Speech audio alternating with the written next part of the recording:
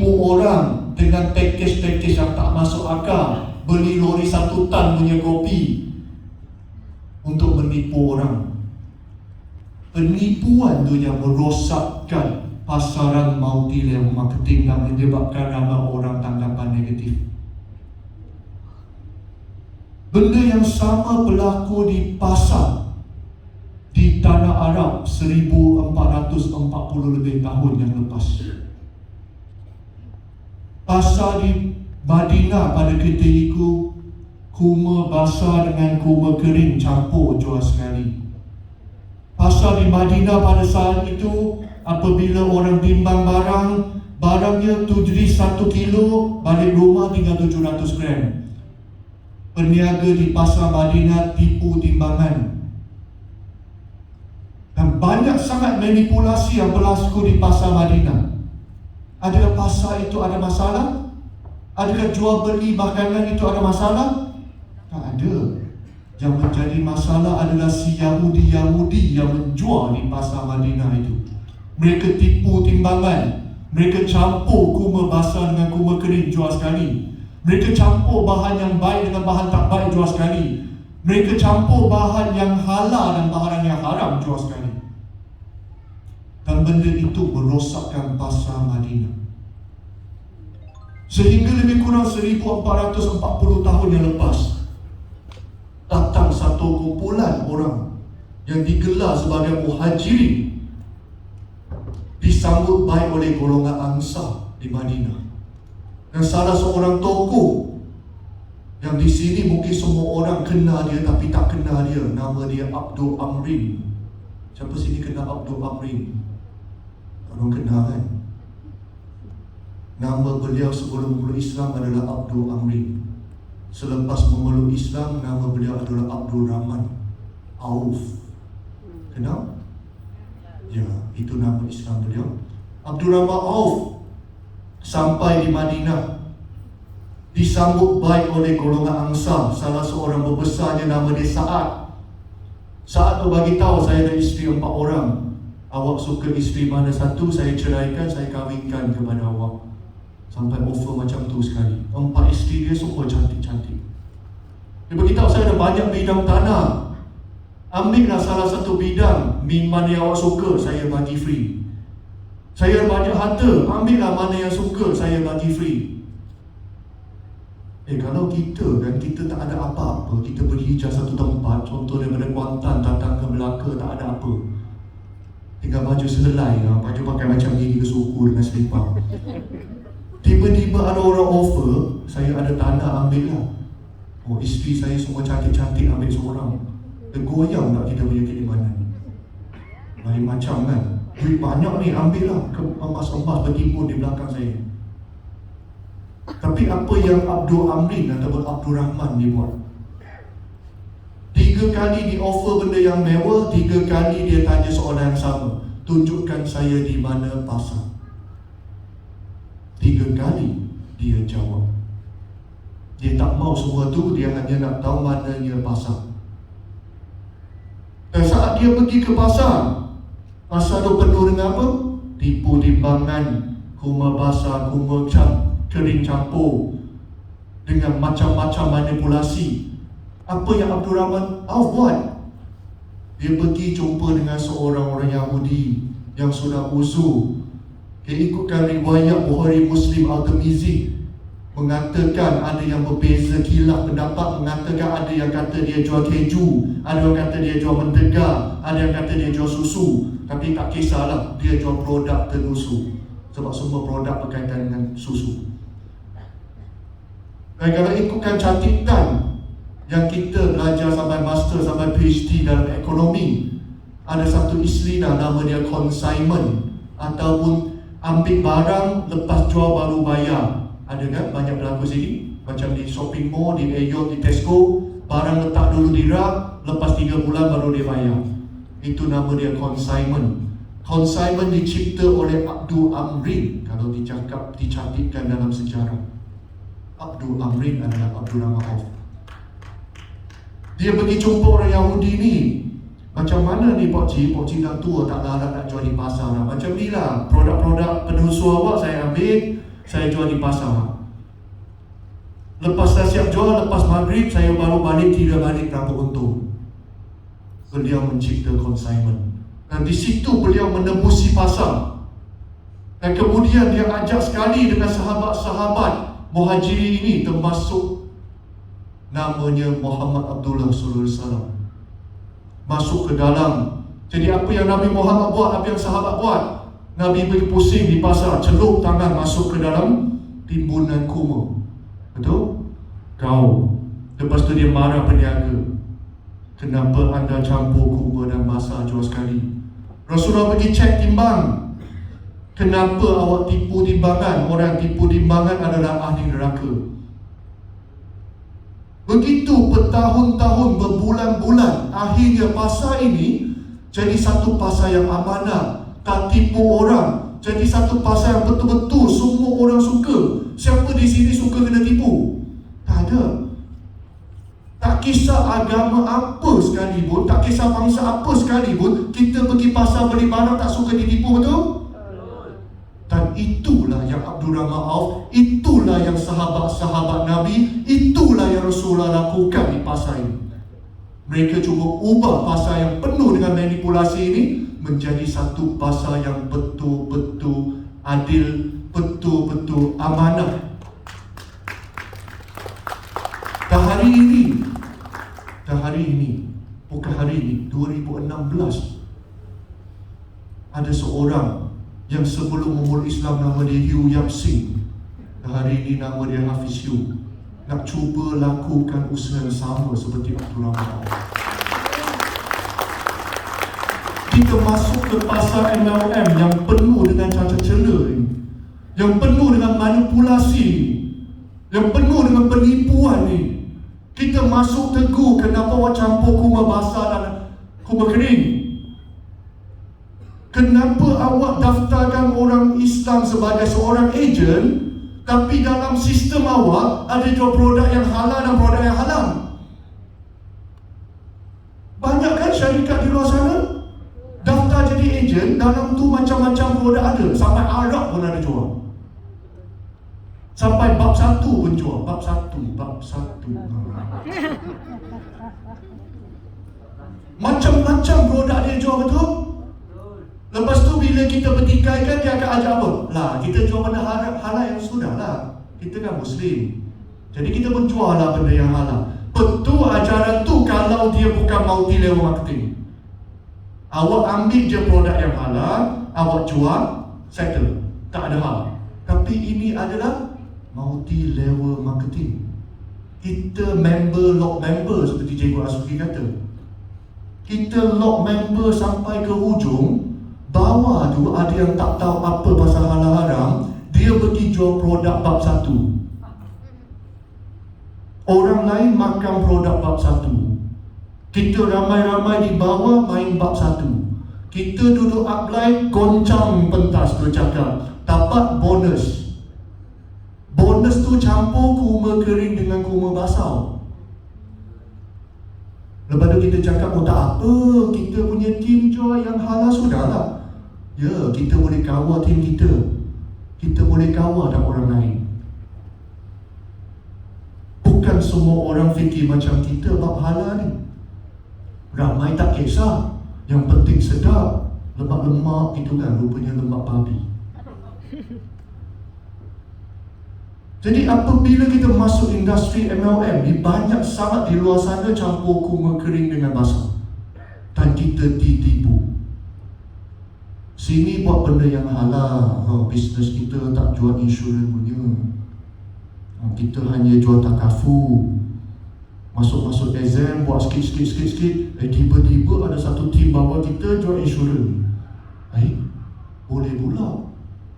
Oh tak apa, dia buat, dia punya balas, masalah bonus ambil.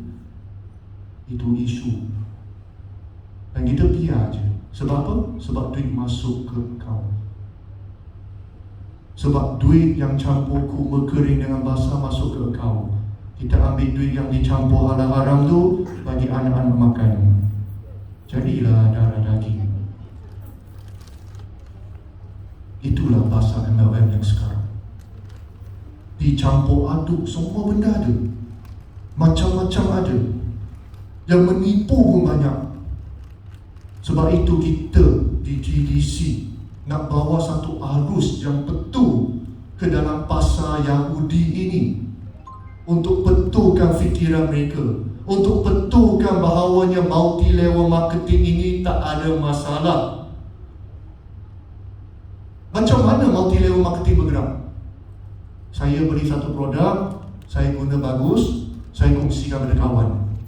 Lepas saya kongsi pada kawan, kawan beli, saya dapat bonus. Betul? Ada masalah dalam sistem ni? Tak ada masalah. Pengedar SIM card Maxis, ambil SIM card daripada Maxis HQ, jual dekat kios.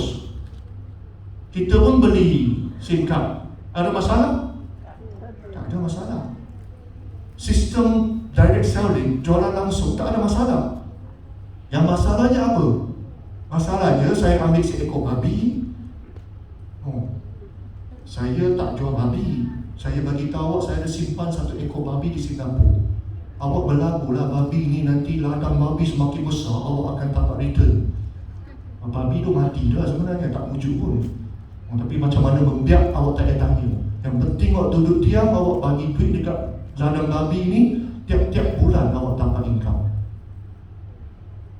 Itu yang mula menjadi rosak. Dahlah jual babi yang dah mati, dah tipu orang membiak. Dahlah suruh orang itu yang join ditipu orang lain pula. Itu yang menyebabkan pasaran multi-level marketing ini rosak. Dan ini yang TDC sini ingin betulkan. Dan saya seorang buat tak mungkin boleh. Cikgu Azuki seorang buat tak mungkin boleh. Cikgu JJ seorang lakukan tak mungkin boleh. Kita kena ramai-ramai secara berjemaah. Sepanjang Nabi Muhammad SAW hidup sampai baginda wafat, dia berjaya melahirkan 106,000 orang sahabat. 106,000 orang sahabat. Kita cerita pasal sahabat yang boleh jadi pendakwa, yang boleh jadi panglima, yang boleh jadi pahlawan. Di situ melalui 106,000 orang, Islam berkembang sampai hari ini ada hampir 2 bilion umat Islam di seluruh dunia. Dan saya di TDC pun berharap kita lahirkan pahlawan, betul pakai keris pula, kena lagi, untuk keluar melahirkan lebih ramai orang yang menjual tidak menipu nimbang, yang tidak campur kurma kering dan basah jual untuk menipu si orang, yang betul-betul sampaikan seperti Cikgu Azuki kata, bisnes ni satu ibadah, yang betul-betul sama-sama bawa ramai-ramai bagi cari satu keberkatan, yang ramai-ramai bagi tahu mereka bahawanya kita buat MLM ni bukan sekadar untuk di dunia. Dunia ni berapa tahun je? Sini siapa hidup lebih tua daripada 140 tahun? Angkat tangan. 120? 110? 100? Berapa tahun je kita boleh hidup di sini? Oh, ni birthday saya dah 35. Saya tak tahu saya akan hidup sampai bila.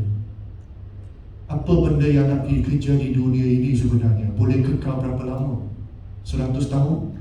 200 tahun? 300 tahun?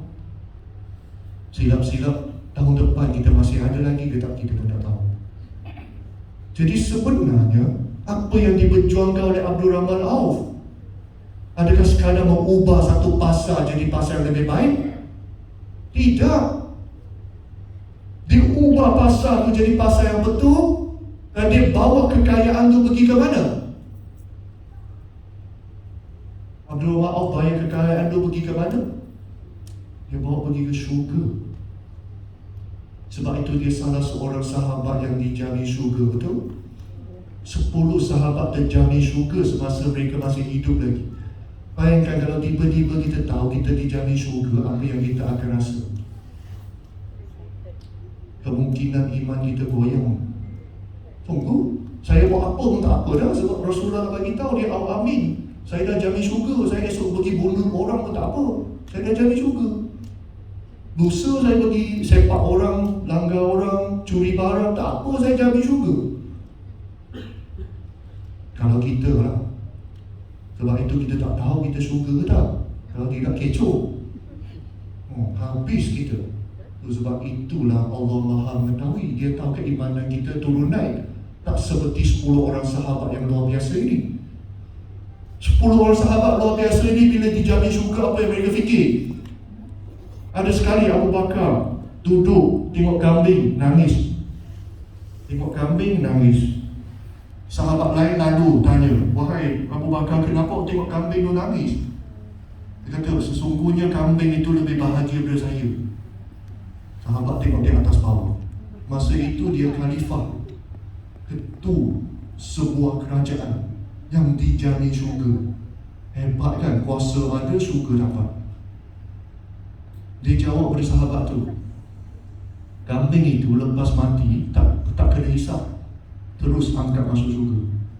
Saya ni pemimpin, saya kena hisap, saya kena soal, saya kena tanya. Sahabat tengok di atas bawah. Bukan Rasulullah sudah jamin awak masuk syurga? Abu Bakar kata, itulah yang saya takut. Berbeza dengan fikiran kita. Dia takut apabila dia jamin syurga, sebab dia risau dia tak layak. Malah kambing tu lebih mulia daripada dia. Kita baru kena puji sikit, kita lah orang paling hebat di dunia. Itu sebab kita berbeza. Dan benda itu yang kita kena tanamkan dalam sifat sebagai sales leader dalam dunia MLM, dalam TDC. Saat kita diangkat naik ke pentas dapat anugerah, kita kena fikir, anak buah di bawah belum naik lagi, adakah saya layak untuk naik? Sebab itu tujuan dapat lambat multi-level marketing, untuk membina lebih ramai orang yang sukses dan berjaya. Itulah tujuan kenapa Abdul Rahman Auf nak masuk ke pasar. Bukan untuk kaya seorang, tapi mengkayakan keseluruhan sahabat-sahabat yang ada. Itu juga kenapa tujuan Rasulullah SAW nak dakwah sampai ke hadratul maut. Sebab dia nak pastikan Islam tersebar seluruh dunia. Dia nak pastikan semua orang berjaya di dunia dan akhirat. Dan sepatutnya sikap yang sama juga kita sebagai sales leader kena tanam dalam hati kita. Bukan kita seorang yang nak berjaya, betul tak? Nak berjaya ramai-ramai. Cakap dengan kawan-kawan kita, rakan-rakan niaga kita, sebab sini semua ahli tadi dan tanya. Cakap pada ahli-ahli kita, ya Allah, kita bisnes ni bukan sekadar nak sini je. Kita jadi rakan niaga pada hari ini di TDC, doakan kita juga jadi rakan di syurga kelak, boleh tak? Kalau tak jumpa saya di syurga, carilah saya di neraka. Itu banyak doa Nabi-Nabi, banyak doa alim ulama. Imam Syafi'i cakap pada sahabat, pada anak murid dia, wahai semua anak muridku, jikalau kelak anda tak jumpa saya di syurga, carilah saya di neraka sebelum anda masuk. Cari, minta Rabbmu ampunkan segala dosa saya supaya saya boleh berbau syurga. Seorang iman yang begitu besar cakap benda yang sama dengan anak murid yang lebih rendah derajatnya kolonnya. Jadi siapalah kita untuk egokan diri kita sebagai super leader? Sedangkan Imam Syafi'i yang begitu mulia derajat mengatakan benda yang sama. Semakin tinggi derajat kita, semakin tinggi income kita, semakin besar sales kita, sepatutnya semakin menyedari diri kita, muhasabah diri kita. Sebab apa? Amanah kita semakin besar, grup kita semakin besar, sales kita semakin bertambah, anak buah kita semakin ramai. 2016 kosong ahli dalam TDC. Hari ini dah hampir 400,000 orang. Amanah saya besar, saya kena jawab apa yang saya lakukan kepada 400,000 orang ini. Dan begitu juga amanah-amanah, soalan-soalan akan ditanya kepada ni. Ni nampak bukan yang saya bisa semua cantik-cantik ni, akan disoal ni. Adakah setiap orang yang join RM120 bawa kita bimbing dia sampai berjaya? Adakah orang yang join dengan platinum package RM2,300 kita betul-betul membimbing sampai berjaya? Masa hujung dia nak join tu hulu duit RM120, RM330, RM2,300 tu beria-ria kita janji bulanan bintang. Awak join lah saya, tim saya hebat ni, gini. Saya jamin awak 30 hari jadi jutawan. Lepas join kita tinggal. Kena jawab tu. Kena jawab. Tak jawab sekarang, jawab nanti. Saya lebih suka jawab sekarang. Jawab nanti, tak ada orang boleh pertahankan kita. Jawab sekarang, kita sempat lagi perbaiki. Jadi 2022, bagi leader yang dah lama menyertai, bagi yang baru menyertai pun, fikir amanah kita. Saat kita melangkah masuk ke multi-level marketing, masuk ke pasar Yahudi ini, tugas kita berat. Kita membawa satu wadah untuk membimbing lebih ramai orang seperti Abdul Rahman Auf. Dan kita sendiri pun cuba jadi Abdul Rahman Auf. Boleh? 4 Februari, saya umum sikit. 4 Februari adalah satu tarikh yang kalau boleh ramai-ramai menyertai. Yang ada dapat jemputan tu, yang dapat jemputan. Yang tak ada dapat jemputan pun boleh hadir sebenarnya, tak ada masalah. Cuma yang dapat jemputan tu dalam dewan. Yang tak dapat jemputan tu ada di foyer. Sebab Sunway Convention Center cukup besar, kita terpaksa patuhi SOP. Jadi 4 Februari ada satu program yang agak menarik. Dibahagi pada 2 slot. Satu slot selepas solat Jumaat, lebih kurang dalam pukul 2.30 hingga 3 dalam pukul 3 petang sampailah sebelum maghrib. Satu slot lagi waktu malam, itu malam majlis anugerah. Anugerah yang buat di Sunway Convention Center. Yang malam tu menarik juga, tapi lebih kepada majlis anugerah. Saya tak tahulah siapa yang akan hadir. Kalau jumpa orang pelik-pelik tu, terkejutlah ya malam tu. Siang hari itu pun agak pelik juga, akan ada orang yang pelik-pelik akan hadir. Salah seorang insya-Allah Raja Muda Selangor. Tentatively yang sudah dijanji secara lisan ialah Menteri Kesihatan kita. Ada 2-3 nama lah yang merupakan cancer fighter juga. Sebab 4 Februari adalah World Cancer Day, Hari Kanser Sedunia. Jadi kita meraihkan pejuang-pejuang kanser ni bersama-sama sambil Selangor FC, Selangor Football Club Association akan join sekali dalam event untuk melancarkan jersey away yang baru mereka. Yang di tengah-tengah akan ada satu logo yang kita agak familiar tengok setiap hari. Dan kemudian akan ada pengenalan 25 orang pemain baru. Dan juga ada satu forum cerita tentang kanser bersama dengan pakar-pakar pejuang kanser. Tentatively saya tak janji tak rasmi lagi sebab kita tak dapat lock, termasuk Datuk Lee Chong Wei.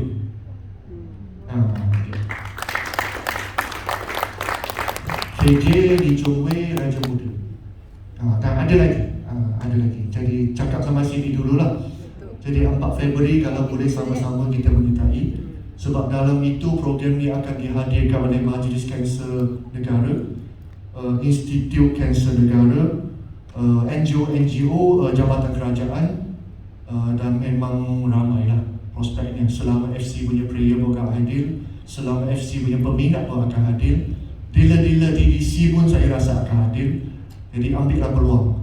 Ambillah satu peluang sebagai satu platform marketing kita. Macam pagi tadi sebenarnya di Stadium MBKJ ada launching JC Home. Jadi ada dalam 2-30 orang leader saya nampak mereka ada yang hantar saya personal gambar, mereka pergi dan memang senang cruise. Tak perlu cakap banyak, tunjuk logo TDC. Awak tahu ni TDC apa di logo? Apa? Ni lah. Jadi mudah. Jadi HQ di TDC sudah sediakan satu platform. Kita sebagai penaja utama kepada Selangor FC sudah sediakan satu platform. Dalam Selangor FC, dalam sukan bola ini ada lebih kurang 3-4 juta orang peminat. Dan peminat tegar ada dalam 10 hingga 20%, iaitu lebih kurang 300-400 ribu orang. Peminat tegar maksudnya apa? Ada je event bola dia akan pergi. Jadi 400 ribu orang ni bahagi-bahagilah. Okay, adalah yang sokong Terengganu, ada yang sokong Kelantan. Tapi bahagi-bahagi pun bahagilah 12 je kan. 12 bawah negeri kan. Ada negeri yang memang tak ada sambutan pun. Ada yang sambutan dia lain macam. Jadi kita mana-mana kira. Jadi prospek setiap negeri itu puluh-puluh ribu. Macam stadium tadi saya rasa 10 ribu orang ada sampai. Jadi siapa yang pandai ambil peluang, itu satu platform. Sebab kenapa saya kata itu satu platform? Sebab mereka ini peminat tegar. Peminat tegar ini, apa-apa berkaitan dengan pasukan bola dia akan beli, walaupun seluar dalam. Sungguh. Jadi kita hanya perlu bagi tahu dia, tengok awak beli susu ABC tu, awak pasukan bola awak tak dapat apa. Tapi awak beli susu TDC ni, pasukan bola awak dapat penajaan. Close. Ayat simple, tak perlu cakap panjang. Apa benda marketing plan lah, produk lah, mereka tak kisah. Sungguh tadi macam tu di booth. Oh, inilah yang sponsor Selama FC. Kita kena support ni. Siap ada orang pergi cakap dengan orang jaga booth tu, bagi tahu, lainkan ni sponsor besar sikit, biar buang itu MBI menyampah saya tengok. Sungguh lah, sebab baru ni banjir kan, tak tolong Menteri Besar. Tak apa sini Melaka. Itu peminat-peminat punya fanatik. Dan itu adalah satu peluang. Sebab kalau ikutkan catatan FAM pun, 70% peminat tegar bola sepak adalah di bawah P40. Semua mereka ini tak ada duit, tapi sanggup sokong pasukan dia beli jersey RM120. Jersey baru dia RM119. Mereka beli. Tak dapat apa pun kan, tapi mereka beli. Dan mereka adalah P40. Susah. RM120 letak di TDC, kemungkinan ubah hidup mereka. Jadi ini adalah satu proses. Itu adalah satu peluang bagi dealer-dealer TDC untuk prospektif. Ramai orang sudah mula tanya tentang TDC. Sungguh, saya nampak bom tu letak je dekat sukan ni. Ramai orang dulu tanya, apa tu TDC? Tiba-tiba Terengganu naik pula logo Kolewa. Orang dulu tanya, apa tu Kolewa dengan Kofi sama? Orang dulu pandai, orang dulu Google, orang dulu search, orang dulu design baju-baju dengan Kolewa. Pelik, kita tak ada orang design lagi, mereka dah design dengan letak logo-logo Terengganu FC sekali. Jadi ini adalah satu market yang baru, yang mungkin kalian tak sedia. Sebab selama 6 tahun kita di pasaran, kita cari apa? Orang sakit. Kan? Cari orang sakit. Tak kisahlah sakit poket ke, sakit fizikal ke, sakit mental ke, kita cari orang sakit. Tapi cuba ubah sikit. Kita ada satu pasaran yang sangat baru, yang mungkin kalian semua tak sedar. Pasukan orang yang suka sukan, suka tengok bola, suka lepak. Ramai kan? Lepak kedai kopi, suka tengok bola, suka sihat, suka bersukan yang tak ada penyakit. Contoh, mereka suka pergi basikal, pergi jogging, mereka tengok bola. Tak kisah mereka ada sakit ke tak sakit. Ini satu pasukan yang satu pasaran yang masih kosong. Sangat kosong walaupun untuk syarikat MLM sebenarnya. Sebab syarikat MLM tak ada yang masuk target itu. Kalau dia jual produk kesihatan, dia cari orang sakit je. Jadi kita berebut di dalam tu. Kalau dia buat money game, dia cari orang ada duit je. Sini package RM20,000, sini borang untuk pinjaman bank rakyat. Tapi pasaran yang satu yang kosong, di mana sepanjang PKP kita boleh nampak orang pergi jogging, betul? Orang pergi cycling, orang gym, orang main yoga. Itu satu pasaran yang untouched oleh syarikat MLM. Dan saya rasa TDC adalah kumpulan pertama yang cuba untuk masuk melalui situ. Dan itu adalah satu pasaran yang sangat besar pada ketika sekarang. Jadi adakah kita ready untuk terima? TDC sudah sedia platform dah. atas kita sedia tak untuk take over. Sebab TDC bukan sewenang-wenang menaja pasukan Selangor FC dengan Terengganu FC, ada sebab. Mungkin ramai lagi tak nampak, tapi bila perjalanan pergi, kita akan nampak. Alhamdulillah, tadi saya baca di Facebook Terengganu FC sudah ada satu penyerahan pakai inner untuk pemain-pemain bola sepak. Sebab kan seluar yang pendek nampak lutut. Jadi Terengganu FC tadi sudah ada agihan untuk pakai inner. Sebab benda ini saya bangkitkan semasa dalam mesyuarat Terengganu FC. Alhamdulillah, sudah ada perubahan. Jadi kita bisnes bukan sekadar untuk bisnes. Kita bawa satu wadah dakwah bersama dengan kita. Itu benda yang kita nak bawakan. Sebab itu TDC berbeza dengan syarikat di luar. Kita berbeza. We are different. Sebab kita bukan sekadar peniaga di dunia. Kita bukan sekadar nak membina legasi di dunia. Tapi kita harap doa-doa mudah-mudahan kita sama-sama berada di istana di syurga. Duduk di tepi sungai susu. Kan ada sungai susu di syurga? Duduk di tepi sungai susu, lepak dengan Abdul Rahman Auf. Tanya dia kenapa dulu tak pilih perempuan cantik, tapi pilih masuk pasar. Duduk tepi Bila Rabah, tanya dia, wahai Bila, kenapa lah awak pandai azan je boleh masuk syurga? Kita ni kena macam-macam. Itu impian kita, jikalau boleh. Jumpalah Siti Khadijah, tanya dia kenapa dulu awak boleh berlama Nabi Muhammad. Jumpalah Siti Aisyah, tanya dia kenapa awak jadi seorang perempuan yang begitu hebat, hafal begitu banyak hadis, jadi penasihat kepada khalifah-khalifah. Jumpalah dengan orang baik-baik di ahli syurga, insyaAllah. Itu doa kita. Kita bukan ustaz. Kita nak menghafal Quran seperti ustaz sudah lambat. Kita nak mengamal ibadah sempurna, kita tak boleh lawan dengan ulama-ulama. Kita nak sedekah besar-besaran, kita tak boleh jadi macam Umar Al-Khattab dan Abdul Rahman Auf. Tapi saya yakin kita gerak dalam jemaah di bawah satu family di TDC.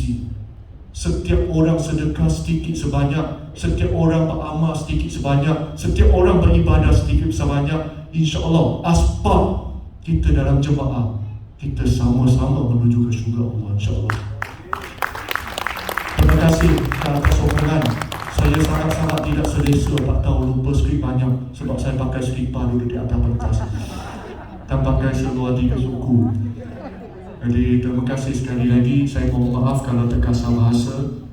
Saya mohon maaf jikalau selama ini ada salah layan. Sebanyak 2 tahun ni kita tak bersemuka.